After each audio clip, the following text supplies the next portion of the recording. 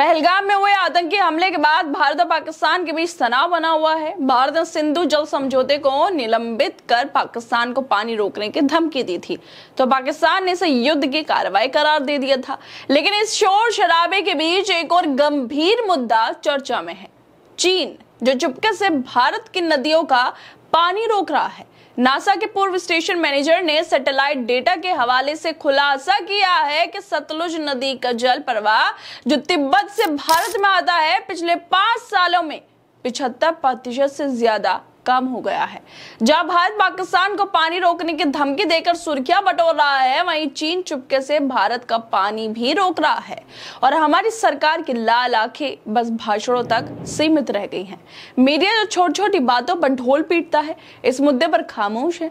चीन की हरकतें कोई नई बात नहीं है, उसकी ये हरकतें बार बार सामने आती ही रहती हैं, लेकिन लाल आंखें किसी को नहीं दिखाई जाती।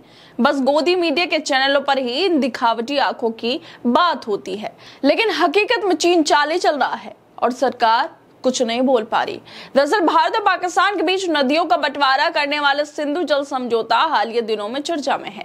पहलगाम आतंकी हमले के बाद भारत ने सिंधु संधि को निलंबित करते हुए पाकिस्तान जाने वाले पानी को रोकने की बात कही है, लेकिन इसी बीच भारत को चीन से मिलने वाला पानी पर सवाल खड़ा हो गया है। डॉक्टर वाई नित्यानंद ने ट्वीट करते हुए कहा है कि चीन चुपचाप भारत आने वाले सतलुज नदी के पानी को रोक रहा है।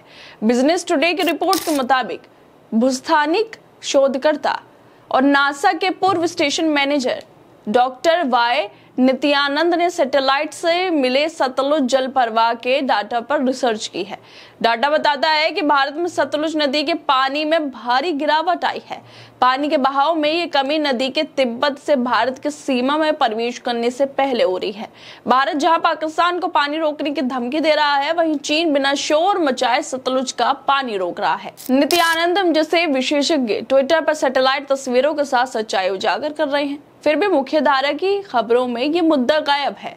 डॉक्टर वाई नित्यानंद ने ट्वीट करते हुए कहा है कि क्या चीन भारत में बहने वाली नदियों का पानी रोक रहा है।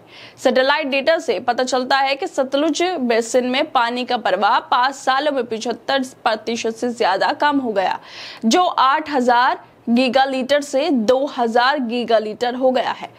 नित्यानंदम ने अपने ट्वीट में 2 संभावनाएं भी गिनाई हैं। वो लिखते हैं, या तो चीन ने जल प्रवाह को बदल दिया या मोड़ दिया है, या फिर प्राकृतिक कमी हुई है। लेकिन ग्लेशियर पिघलने से तो प्रभाव बढ़ना चाहिए, ना कि घटना। हिमाचल में ग्लेशियर तेजी से पिघल रहे हैं, जिससे नदियों का प्रभाव बढ़ना चाहिए, घटना नहीं चाहिए। इस मामले को लेकर हिस्टोरियन अशोक कुमार पांडे भी लिखते हैं। ये लिख रहे हैं कि ये बहुत चिंतित करने वाली खबर है। पहले ही चीन के एक बांध प्रोजेक्ट से नॉर्थ ईस्ट स्टेट्स के लिए मुश्किलें बढ़ने की खबर आई थी। धमकी के बावजूद सिंधु का पानी हम नहीं रोक पाए और चीन उल्टे हमारा ही पानी रोक रहा है। क्या हमारी कूटनीति सिर्फ भाषणों और सुर्खियों की मोहताज है? चीन लगातार हरकतें करता जा रहा है। चीन को लेकर खबरें सामने आ रही है, मगर डंका फिर भी बजाया जा रहा है। डंका फिर भी मीडिया में बज रहा है। ऐसी क्या वजह है जो नरेंद्र मोदी चीन को लाल आंखें दिखाते हैं, वो चीन की हरकतों पर कुछ नहीं बोल पाते हैं। चीन ने तिब्बत में ज्यादा जॉर्ज में बांध और पन बिजली ढांचा बनाया है। इससे चीन की तकनीकी क्षमता इतनी बढ़ गई है और वो भारत को मिलने वाले पानी को नियंत्रित कर सकता है। भारत और चीन के बीच पानी बंटवारे पर औपचारिक समझौता नहीं है। डेटा साझा करने से जुड़ा समझौता भी 2023 में खत्म हो चुका है। ऐसे में चीन सतलुज के पानी पर भारत को जानकारी देने पर बाध्य नहीं है, मतलब वो जरूरी नहीं है, और इसी चीज का फायदा चीन उठा भी रहा है। इस मामले को लेकर आम आदमी पार्टी के आधिकारिक ट्विटर हैंडल से भी कहा गया है कि मोदी जी चीन को लाल आंख कब दिखाओगी।